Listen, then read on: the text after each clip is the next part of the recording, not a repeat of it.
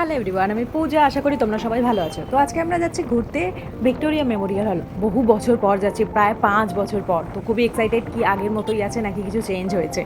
তো এটা অনেক দিন পর একটা নতুন ব্লগ নিয়ে এসেছি। অবশ্যই তোমরা লাস্ট পর্যন্ত দেখতে দেখো, আমি পুরো জিনিসটা তোমাদেরকে আজকে শেয়ার করবো।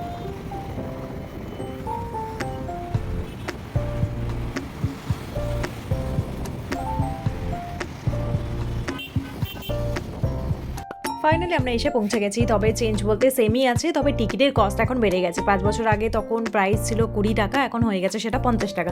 অবভিয়াসলি সব জিনিসের দাম বাড়ছে, দাম তো বাড়বেই। আমরা এসেছি একদম ভরা দুপুর, তখন 1টা বাজে। এরকম প্ল্যানিং করে এসেছিলাম কারণ দুপুরবেলা লোকজন কম আসে, তাহলে কি একটু ফাঁকা পাবো। চারিদিকটা দেখো পুরো ফাঁকা, ভালোই ফাঁকা। নাহলে অকেশন পারপাস আর ইভিনিংয়ের দিকে আসলে প্রচণ্ড ভিড় হয়। তো ফাঁকা আছে, ভালোভাবে ছবি টবি তুলবো, ঘুরবো, বাড়ি চলে যাবো, সেই প্ল্যানিংই ছিল। বাট আগের মতোই দেখো নিট অ্যান্ড ক্লিন।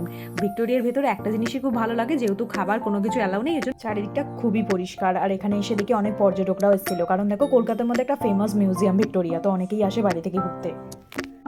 চলো এবার ভেতরে যাই, ভিতরটা ঘুরে দেখা যাক, আর তোমাদেরকেও দেখানো যাক।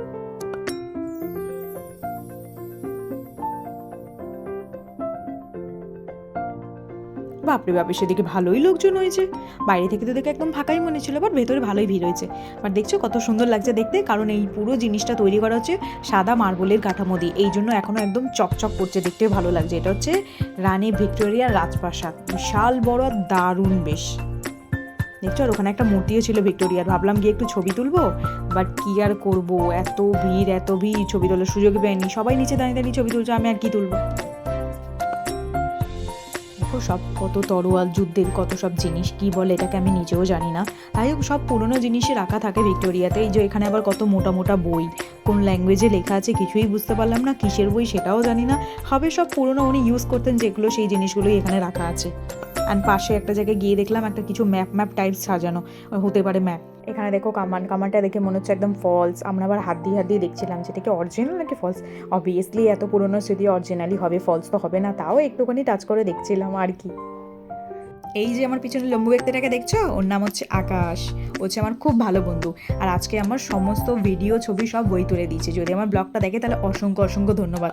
নেক্সট টাইম গেলে অবশ্যই সাথে নিয়ে যাবো, যাতে আরও ভালো ভালো ছবি ভিডিও তুলে দেয়। ভেতরটা ঘোরা হয়েই গেছে, ভেতরে আর দেখার মতো কিছুই নেই, যা যা দেখার ছিল কমপ্লিট হয়ে গেছে। এবার বাইরে যাব, বাইরে অনেকটা রোদ আছে, তো ছবি তুলবে অনেক ভালো ভালো আসবে আর পরিষ্কার আসবে। বাইরেটা দেখছো চারিদিকটা কি সুন্দর, আর রোদটা পড়েছে না, এই জন্য একদম চকচক করছে। তবে ভিক্টোরিয়ার ভেতরে এটাই খুব ভালো লাগে, একদম নিট অ্যান্ড ক্লিন, মেনটেনেন্স খুব ভালো। এই জন্য ভেতরে কোনো খাবার, জলের বোতল কিছু অ্যালাউ নেই। এখানে দেখেছো কি সুন্দর ফুল হয়েছে, একদম তাজা তাজা, মনে হচ্ছে তুলে নিয়ে চলে যাই, বাট অ্যালাউ নেই কোনো কিছু টাচ করা। আর এখানে দেখো কত সুন্দর, মানে যেখানেই যাবে শুধু ছবি তোলার জায়গা। আর সব থেকে ভালো হচ্ছে ভিক্টোরিয়াতে ক্যামেরা অ্যালাউ আছে, ভেতরে বাইরে তুমি যেখানে খুশি গিয়ে ছবি টবি তুলতে পারো। এই জন্য ভিক্টোরিয়া আসতে আরোই ভালো লাগে, ছবি তোলা মানে স্যাটিসফাইড। ফাইনালি পুরোটা ঘোরা হয়ে গেছে, ভালোভাবে ছবি তুলে নিয়েছে। এবার বাড়ি যাচ্ছে, আর কিছুক্ষণ বসতাম, বাট ভেতরে কিছু খাবার নেই, আমরা কিছু নিয়েও আসিনি, তো বাইরে গিয়ে খেতে হবে, তার জন্য বেরোতেই হবে। ফাইনালি পুরোটা ঘোরা কমপ্লিট হয়ে গেছে, এবার আমরা বাড়ির দিকে রওনা দিলাম। বাইরে বেরিয়ে দেখি কত ঘোড়ার গাড়ি, খুবই সুন্দর লাগছিল। আমরা জিজ্ঞাসাও করলাম, বাট 500 টাকা জাস্ট পুরো রাউন্ডটা ঘোরাবে, তার জন্য 500 টাকা। দরকার নেই, দেখেই স্যাটিসফাইড।